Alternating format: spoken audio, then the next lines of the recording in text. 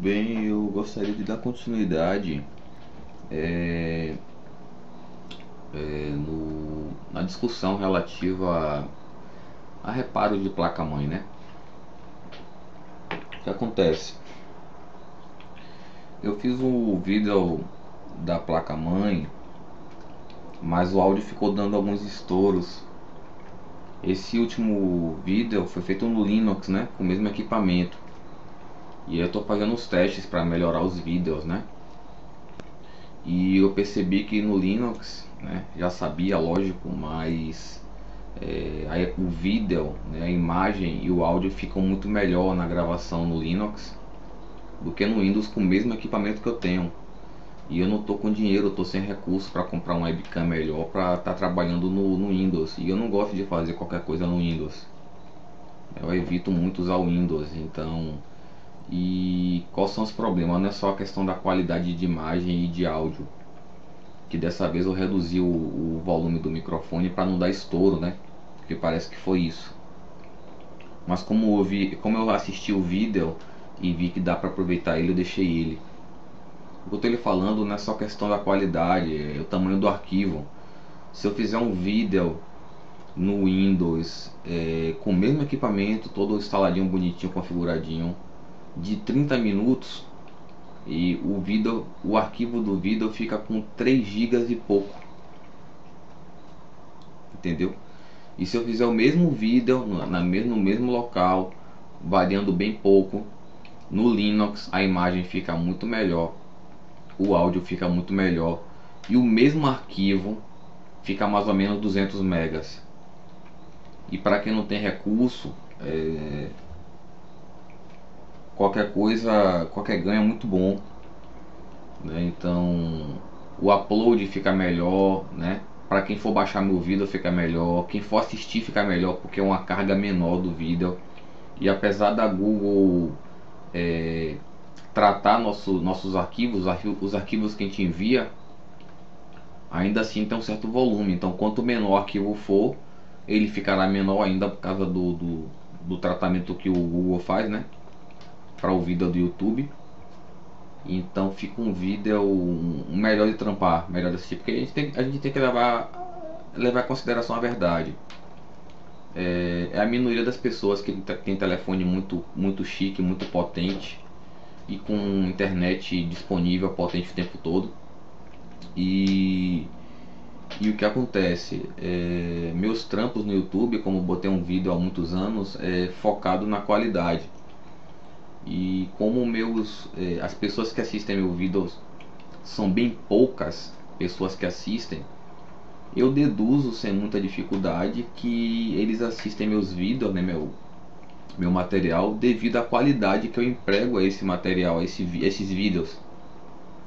Então eu pretendo trampar da forma melhor possível, continuar trampando da forma melhor possível, dentro de meu alcance, com o esforço necessário para manter e melhorar essa qualidade mesmo da informação, não especificamente de vídeo ou áudio, porque a qualidade do vídeo e áudio não define qualidade de nada, certo? Quem fica muito prendido a essas qualidades aí de áudio e imagem tá ou não está bem intencionado ou está perdido, a pessoa está perdida. Então eu assisti o último vídeo que eu fiz, vi que dá para ser aproveitado e mantive lá, até mesmo como experiência, como comparação desse vídeo e os outros vídeos seguintes, que talvez eu venha fazer, né? Nunca se sabe. Então eu quero dar continuidade ao tratamento das placas mães, né? Que deixa eu explicar. Eu tratei de lavagem de placa-mãe no vídeo anterior, que eu falei para aplicar desengripante na placa toda, esperar 10 minutos, aplicar a thinner e esfregar com o thinner e enxaguar com o álcool, né? Borrifar com álcool, despejar com álcool para tirar o thinner, né? O thinner e o desengripante. Isso não é para deixar a placa simplesmente bonitinha, novinha. É exatamente para o desengripante penetrar em locais de acesso muito difícil para limpeza e para o desengripante revelar que a placa-mãe está boa ou não, já que ela consegue penetrar por entre as trilhas e resinas que estão detonadas, né? E aí a gente poder condenar ou tratar a placa-mãe da forma melhor possível. Resumindo o vídeo anterior, né? Só um lembrete para chegar a esse ponto aqui. Então, lembrando que lidar com equipamento delicado, seja ele qual for, eletrônico ou não, requer um cuidado, uma delicadeza, uma preocupação, né? Não um exagero, não uma patologia, mas um cuidado delicado, singelo, não ficar apertando com muita força e acabar causando aquilo que quer evitar, certo? Então, partindo desse ponto, eu acredito que eu possa, né, dizer que 70% dos problemas de placa-mãe são resolvidos em cima desses 70% de problema, que quais são? Limpeza, a lavagem da placa, tirando a pilha, né, lógico, qualquer fonte de energia, a lavagem, somando com, se a placa tiver BIOS removível, limpar os conectores fêmeas, né, fêmea e macho da BIOS, né, e né, tanto a lavagem quanto a BIOS, mais uma situação delicada aqui, que é o seguinte, que é o conteúdo, né, desse vídeo, que é o seguinte: os microchips, como é que funciona? Tem que partir do básico. Uma placa seria o que? Uma placa é um cabo, né? Porque o que é um cabo? Um cabo é um conjunto de pelo menos dois fios. Um fio sozinho, no singular, é fio. Fio em coletivo é cabo, ok? Então, a partir de dois fios é cabo. O que define ser cabo ou fio não é a espessura, né, a bitola do material, mas sim sua finalidade e característica do contexto. Então, o que acontece? Uma placa em si não passa de um cabo, porque possui vários fios e, consequentemente, né, exerce a função de qualquer cabo, que é conectar dois ou mais elementos, né? Um cabo que não conecta nada não serve para nada. Então, um cabo conecta pelo menos dois elementos, beleza? Por exemplo, uma conexão simples: tomada, cabo, ventilador, beleza? Tomada, cabo, ferro de passar, tranquilo? E por aí vai. Então, uma placa não passa de um cabo em forma de folha, conectando componentes, conectando elementos para aquele sistema, nesse caso aqui um sistema computacional, beleza? Então, por que eu estou dizendo isso? Estamos tratando ainda de placa. E nas placas mães computacionais, né? A placa mãe aqui sempre terá microchips. Aqui tem um microchip chamado chipset, que é um processador, muitas vezes com alguns processadores agregados, como processador de áudio, processador gráfico, processador gerente, processador de memória, processador de memórias gerais, né? Não só o pente de memória, como as memórias persistentes, SSD, HD e por aí vai. Então ela possui processadores, e esses processadores, com o tempo, né, foram para seu local de vocação, né? Que o processador central, a CPU, ela já foi concebida em sua origem como ela sendo de fato central, geral, ela processa tudo. Mas aí, com o passar do tempo, a gente teve dificuldade e foi distribuindo para empresas diferentes processamentos específicos, processamento de rede, processamento de áudio, processamento gráfico e por aí vai. Então a gente separou, né, espalhou e especializou os processamentos e depois de um certo amadurecimento voltamos a integrar ele à CPU. Por isso que temos a APU, né? As APUs processam central, áudio, gráfico, ok? Muitas vezes memória, né? E por aí vai. Lembrando que as placas gráficas também estão nesse ritmo aí, né? A partir do XADE4, né? Elas já são com o processador gráfico, já vem com processador de áudio, né? Esses processadores gráficos aí, né? Com XADE4, né? Que chamam de DirectX 10 e tal, já vem com processador de áudio, para você ter noção da situação da vocação de um processador em si, que é processar tudo. Então, qual a questão? Se a placa possui processamento, um chipset, né? Um processador central com um processador gráfico ou não, processador de áudio, rede, esses microchips, né? Processador central ou o que for, é um microchip. Então ele precisa de uma estabilidade de energia. Essa estabilidade requer que a energia esteja disponível o tempo todo, né? E antecipado, né? Na demanda, a demanda é antecipada e essa energia esteja disponível e estabilizada. O que seria disponível e estabilizada? Seria que aquela energia não faltaria naquele microchip, independente da demanda, certo? E os componentes que responsáveis por essa demanda, essa atividade, essa competência de manter os microchips energizados, carregados, normalmente são o que? Aqui tem um processador, então sempre teremos bobinas, capacitores e transistores fazendo essa tarefa.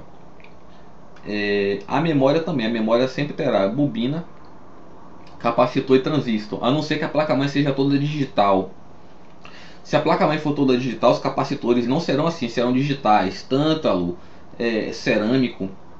A bobina será digital, também em forma de microchip, e os transistores também em forma de microchip agregado, com esses transistores todos em um microchip só, normalmente, ou mais que um, né, que é natural de um transistor preencher, né, formar um microchip. Então, basicamente, a memória terá isso. O chipset também há essa necessidade e tal. Por que eu estou falando isso?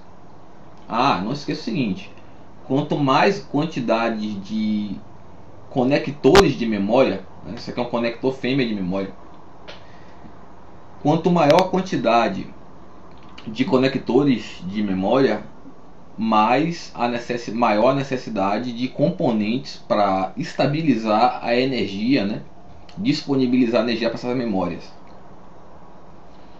E então é dessa forma. Os processadores também costumam, as placas-mãe dão suporte a processadores que consomem mais do que consomem menos. Então as placas-mães que consomem mais, né, que tem processadores que consomem mais, terão componentes em quantidade maior para suprir essa necessidade de processamento. Terá em quantidade maior e também em qualidade melhor. Então, de fato, se a pessoa tiver condições de comprar uma placa-mãe mais robusta, mesmo que use um processador mais fraco do mundo, é natural que aquele processador mais fraco consuma menos da placa, né? E a placa dure mais do que se comprar uma placa mais simples, porque os componentes trabalharão mais. Um exemplo assim, por exemplo,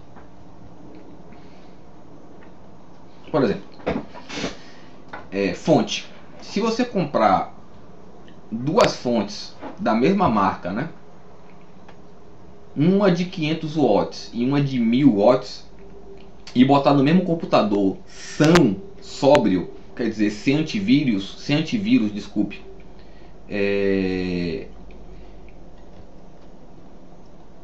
estragando o sistema.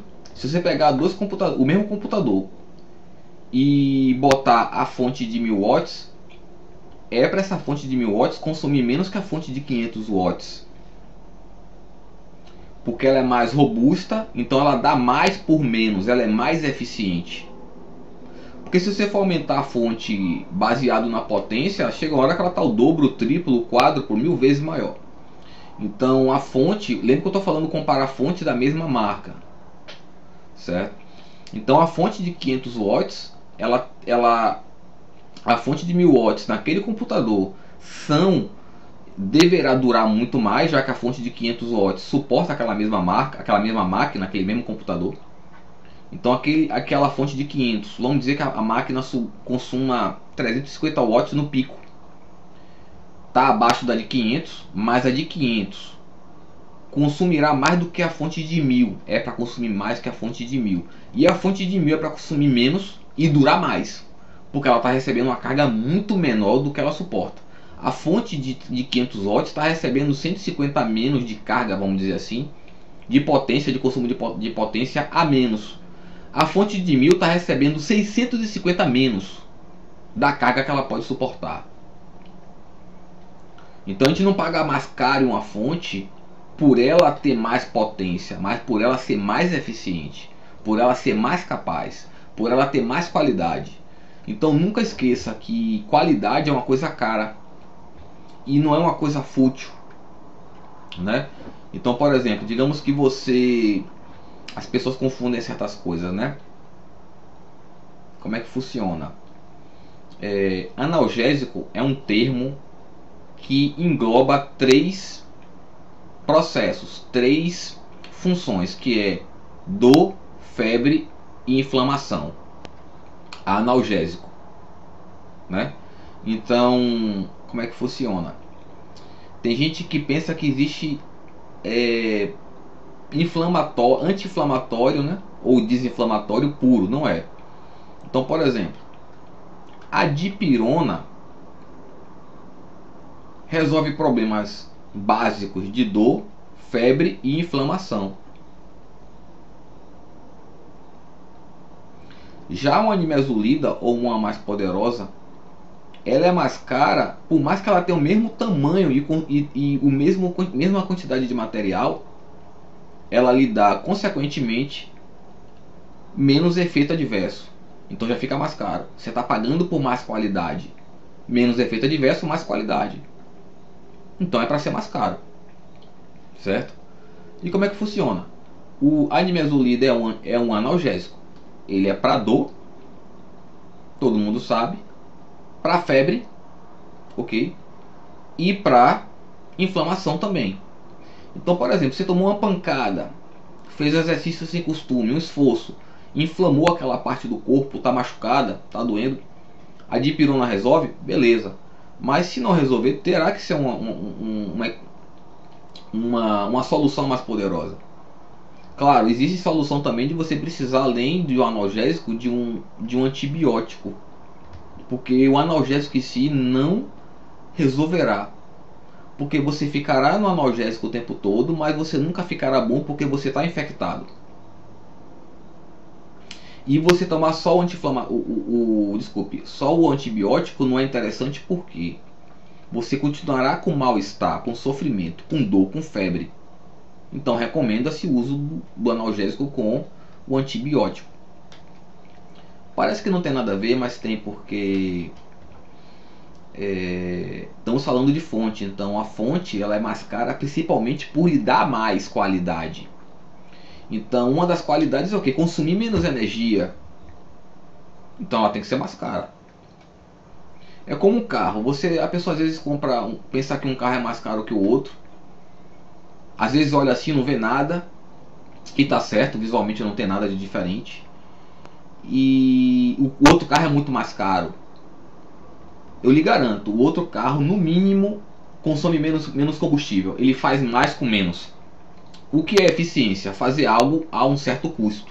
O que é ter mais eficiência nesse algo? É fazer mais com custo menor. E uma fonte que faz mais com custo menor é mais cara porque está lhe dando mais, né? Então um medicamento que lhe dá mais com um custo físico, no caso, menor, que é uma coisa muito importante, um custo físico menor, consequentemente um custo mental menor, já que você não está sofrendo tanto quanto antes, menos efeito adverso, se recuperando mais rapidamente. Então, aquele analgésico está lhe dando mais, muito mais qualidade, consequentemente ele terá que custar mais, mesmo sendo o mesmo volume de material. Assim como o carro, os dois carros são iguaizinhos, mas um, no mínimo, anda na mesma velocidade, consumindo muito menos. Ou ele anda muito mais rápido, consumindo a mesma coisa. Ou ele anda muito mais rápido, consumindo menos que o outro que anda mais lentamente, né?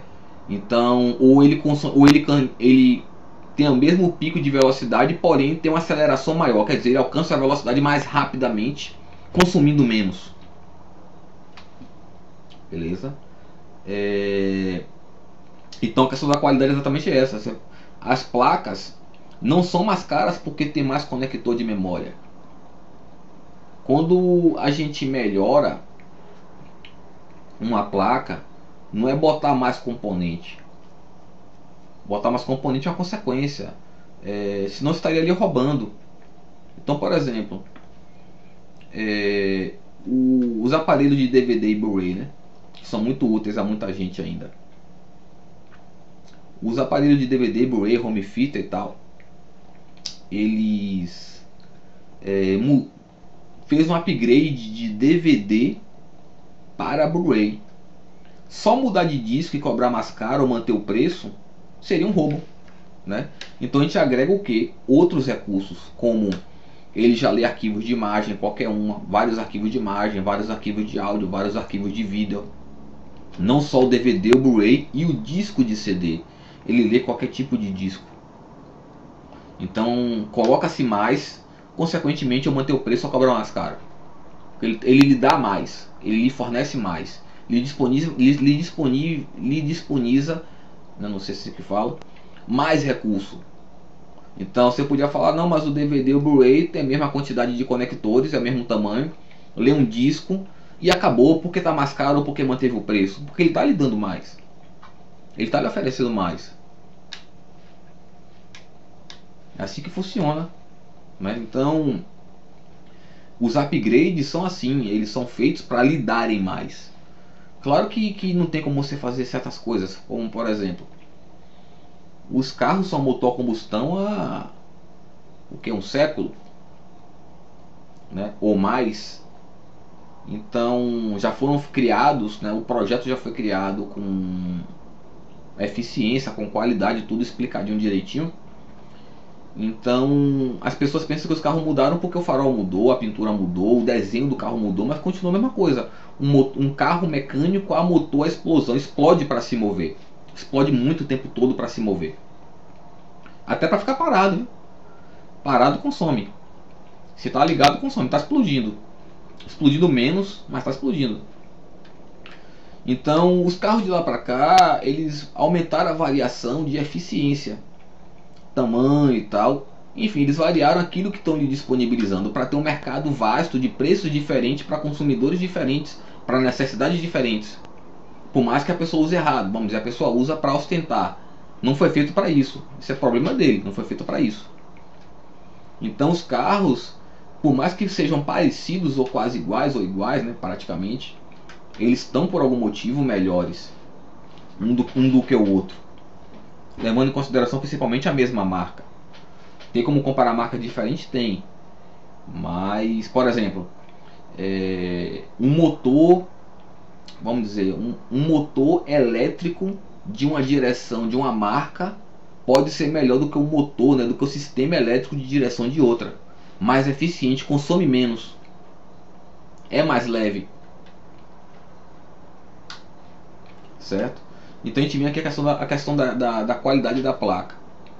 Claro, você cuidando da placa, né, não se envenenando com supostos antivírus, né, antivírus supostos que dizem que ajuda, cuidando direitinho, usando direitinho a internet, tudo bonitinho.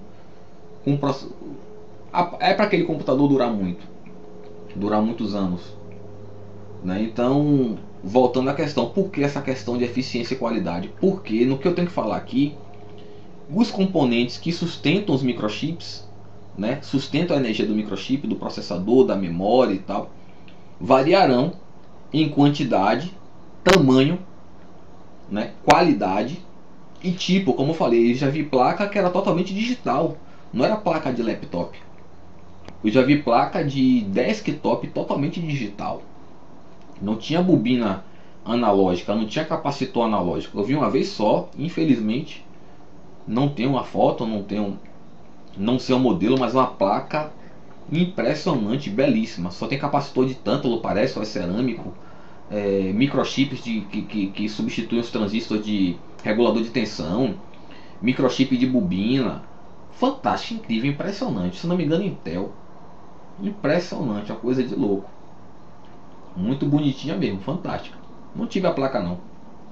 Então por que eu estou falando isso? Essa variação lhe dará mais trabalho no conserto da placa. É o que eu falei, 70% dos reparos de placa variam em torno da lavagem, a limpeza da BIOS removível. E isso aqui, por quê? Como esses componentes daqui, dos microchips da memória e tal, trabalham com muita carga, eles têm uma chance de estragarem, principalmente utilizando antivírus. É só vocês medirem aí, eles fazem um sistema de instalação aí, medir a carga elétrica, tudo direitinho, sem antivírus, e aí você meter um antivírus, qualquer um deles, ou quantos você quiser, e fazer as medições de novo para você ver o que eu estou falando. Entendeu? Sem usar. Não estou falando você usando nada não, parado. Então, independente do que causou, o que é que você faz? A lavagem e a limpeza da BIOS não resolveram? Provavelmente o problema está dentro desses 70%, que é alguma das bobinas, capacitores ou transistor do microchip do processador, da memória ou de algum de baixo aqui esteja com defeito. E lhe garanto, 70% das placas você recuperará sim. 70%. 70% da placa você resolve assim, com limpeza, lavagem e substituição de bobina, capacitor e transistor. Garanto a você. Qual o problema? Qual o problema? A questão. Fora desses 70% tem um probleminha chato, que normalmente não vale a pena fazer se a placa for muito boa, muito cara, ou você goste muito dela, vale a pena, que é o problema das soldas que ficam por baixo dos microchips. Esse chipset aqui provavelmente é solda por debaixo, chamado de BGA. Substituição de solda, né? Tem que botar esferas de solda em forma de esfera, chamado rebalem. O reflow não resolve normalmente. O reflow serve para você dar um reflow depois da lavagem e limpeza, dá um reflow no microchip, vê se liga, ligou, aí você atestou que é o que? Rebale. Já que a solda estava ruim, você deu uma esquentadinha nela, ela regrudou, ela rejuntou os locais que estavam ruins, e ela, olha, tô funcionando, a placa tá boa, é rebale. Você vai lá e faz. Okay? Lembrando, a placa tem que ser muito boa, muito cara, ou você gostar muito dela, porque mão de obra especializada em rebale é rara. Boa mesmo, pessoa competente, é rara. É um trabalho difícil, cara, arriscado. Então você tem que ter dinheiro, bala na agulha, interesse em consertar aquela placa. Claro, se você tiver um equipamento antigo, você tem um Pentium 3 que pega 2, 3, 4 processadores, 1000 processadores, você gosta dela, precisa dela, só trabalha com ela, só gosta dela, só pode ser ela, e for uma situação dessa, beleza, vá lá e faça. Mas pegar uma placa que você compra por R$ 200 para fazer um rebale de 500, um exemplo, você tem que gostar muito da placa, a placa tem que ser muito boa. Ou então, seus sistemas, seus softwares que você usa só funcionam nela. Enfim, tem que ser um motivo muito bom, muito importante. Entendeu? E aí tá juntando com o rebale, né, com a troca de solda do microchip, você consegue enquadrar em 90%, 98%, 90 e poucos por cento dos problemas de placa. O resto, se não for trilha, como eu falei, né, Se não for trilha, que raramente você encontrará uma pessoa capacitada para refazer trilha de alguma forma.